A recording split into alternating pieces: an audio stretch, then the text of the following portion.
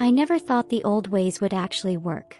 Until the morning I found my daughter convulsing on the floor of my altar room, foam at her lips, screaming a name she shouldn't have known, my dead grandmother's name, and I realized the curse I'd whispered 60 years ago had finally found her.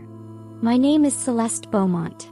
Born February 12, 1941, in a shotgun house that sat on stilts over the Terrebonne Parish Bayou, where the water ran black with secrets and the cypress trees whispered in languages older than English. And this story begins on August 15, 1964, the night I learned that some prayers are answered and some curses never die. I was 23 years old, unmarried, and 6 months pregnant with a baby whose father had disappeared the moment I told him. In 1964 Louisiana, for a black woman, that wasn't just shameful. It was dangerous. My grandmother, Meme Odette Beaumont, was a traitor. That's what they called the healers in Louisiana. The root workers. The conjure women. The ones who knew the old ways that came over on the slave ships from Haiti and Benin and Togo. She could cure fevers with whispered prayers in Creole.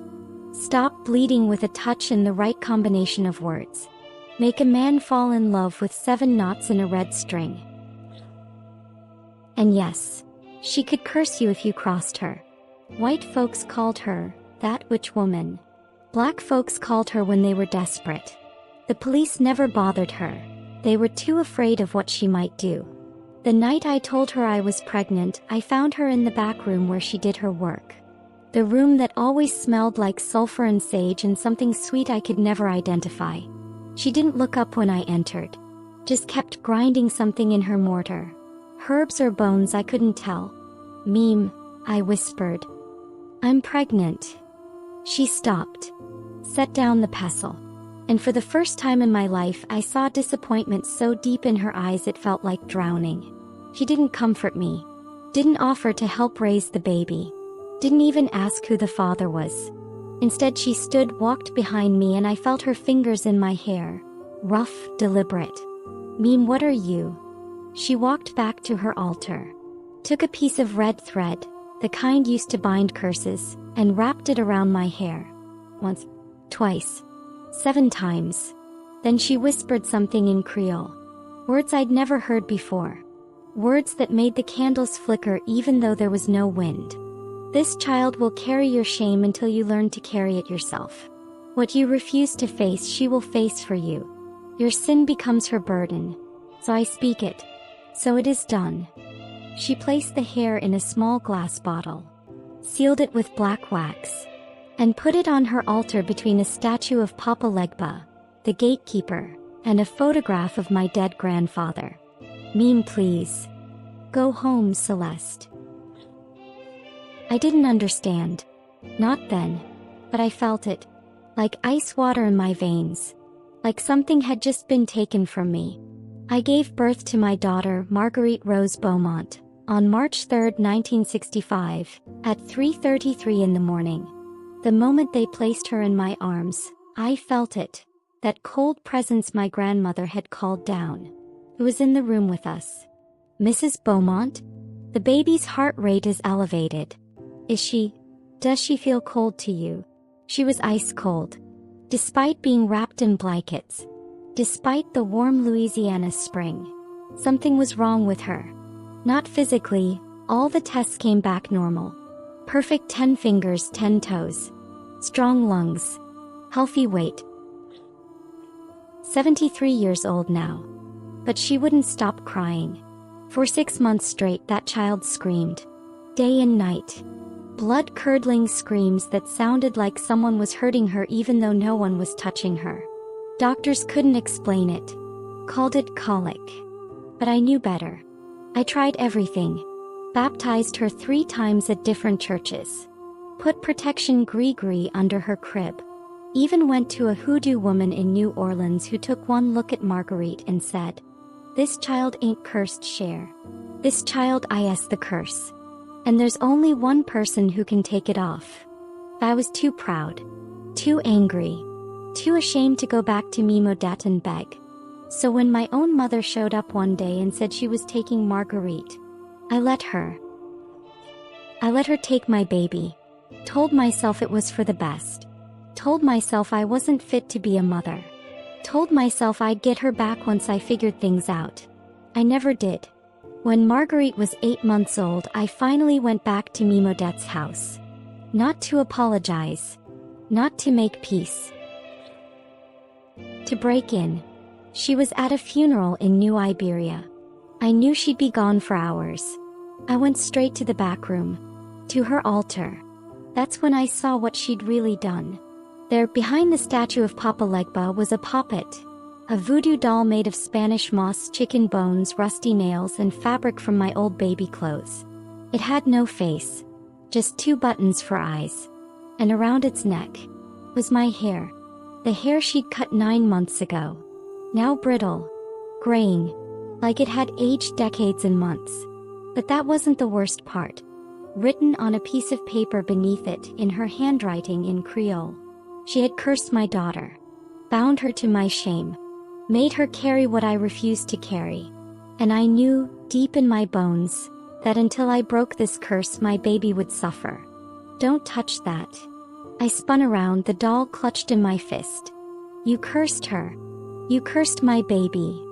Mimodette walked slowly into the room, every step deliberate. She didn't look angry. She looked sad. I didn't curse her, Cher. You did. What the hell are you talking about? You did this. You cut my hair, you made this thing. I made the mirror, Celeste. You made the curse. Every time you look at that child and feel shame instead of love, you feed it. Every time you tell yourself you don't deserve her, you strengthen it.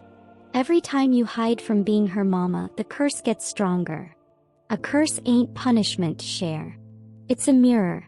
Until you face what you're ashamed of, your child will carry it for you. That's what you asked for. I never asked for this. You did. The night you came here, you said, I can't do this, Meme. I can't be a mother. I'm not strong enough. And I heard you, so I gave you what you asked for. I took your weakness and made it hers. Until you became strong enough to take it back. I stood there holding that doll and I understood. The curse wasn't the ritual. It was my shame. My refusal to claim my daughter. My belief that I wasn't worthy. How do I break it? You already know, Cher. You have to claim her. All of her. And all of yourself. But not yet.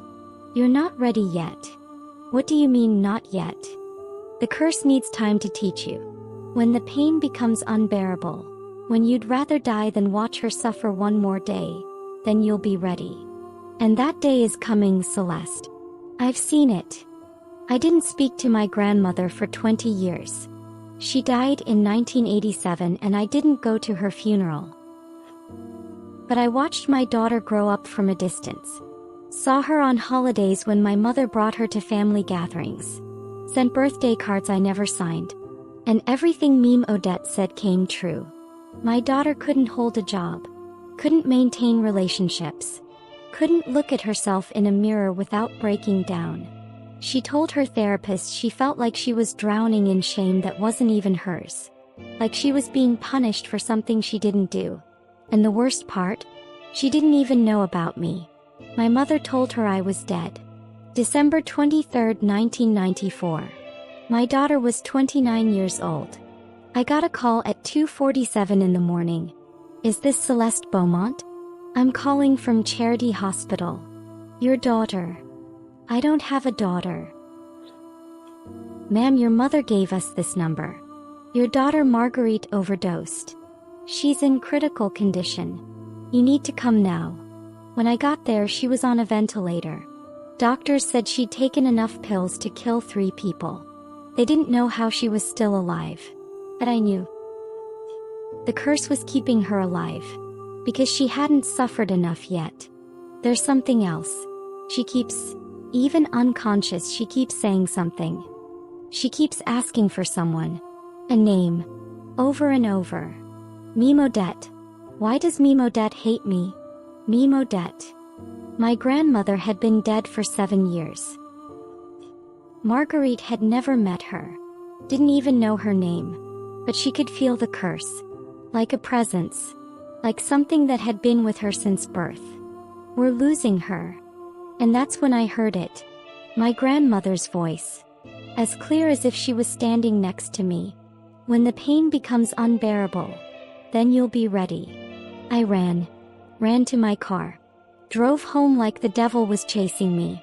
As maybe he was. I went to my closet. The box in the back. The one I hadn't opened in 20 years. Inside the voodoo doll. The one I'd taken from Mima's house the night she died. The one I'd been too afraid to destroy. It was moving. Barely. Trembling. Like it was breathing. And I knew. If I destroyed this now, Marguerite would die. The curse was the only thing keeping her alive. To save her, I had to do something worse. I had to become what I hated. I had to practice the old ways. I spent the next 3 days building my own altar. Everything Meme Odette had taught me. Everything I swore I'd never use. The ritual is called Retournement. A reversal. Takes 3 nights. 3 offerings. 3 truths spoken at midnight. But there's a price. In voodoo there's always a price. To break a curse you have to take it into yourself. Feel everything the cursed person felt. Carry it until the spirits are satisfied. The first night I drank a mixture of graveyard dirt, rainwater and my own blood. I lit 7 white candles. And I spoke the first truth. I was ashamed of my daughter. I wished she had never been born. The moment I said it I felt something enter me. Pulled. Heavy. Like drowning in ice water. I collapsed. Vomited. Saw visions of Marguerite as a baby, crying, reaching for me and me turning away. The second night I tied red thread around my own neck. 7 knots. Each one tighter. I spoke the second truth. I let my mother take her because I believed I didn't deserve her. I was a coward. This time the pain was worse. I felt every moment of Marguerite's suffering. Every panic attack. Every suicide attempt. Every morning she woke up wishing she was dead. I was living her curse. And it was unbearable. The third night I knew I might not survive. The ritual required me to hold the doll. Feel its coldness. Let it transfer everything to me. And then speak the final truth. The one I'd been hiding from for 30 years. I didn't curse her because I was ashamed. I cursed her because I loved her. I knew I would destroy her. The way my shame destroyed me. The way my mother's shame destroyed her. The way it goes back generations. So I asked my grandmother to take it from me. To give her the curse instead of the shame. To make her suffer so she'd become strong. I sacrificed my daughter. To save her from becoming me. And that's when I understood. The curse wasn't the doll. It wasn't the ritual. It wasn't even my grandmother's words. The curse was my belief that shame was stronger than love.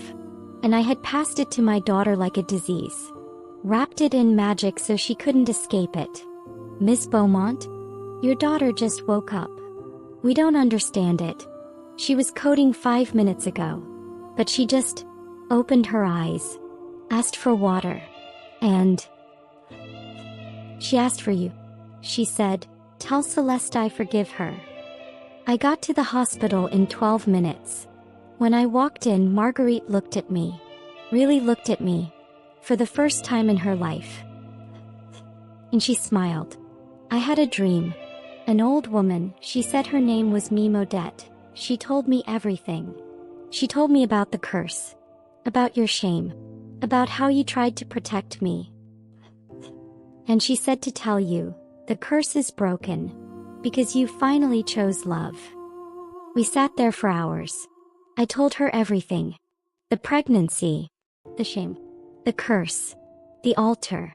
The 3 truths. And she told me everything she'd felt. The weight. The darkness. The voice that always told her she wasn't worthy. But Mama, she said. I feel light now. For the first time in my life I feel light. Marguerite got sober. Started therapy. Met a man who loved her the way she deserved. And on March 3, 1996, her 31st birthday, We went to the Bayou together. To Meme Odette's old house. To the altar room. We brought flowers. White lilies. And a letter I'd written to my grandmother. In it I thanked her. For the curse. For the lesson. For loving me enough to break me. Because sometimes, I wrote, the hardest magic is the magic that saves us from ourselves. I'm 73 years old now.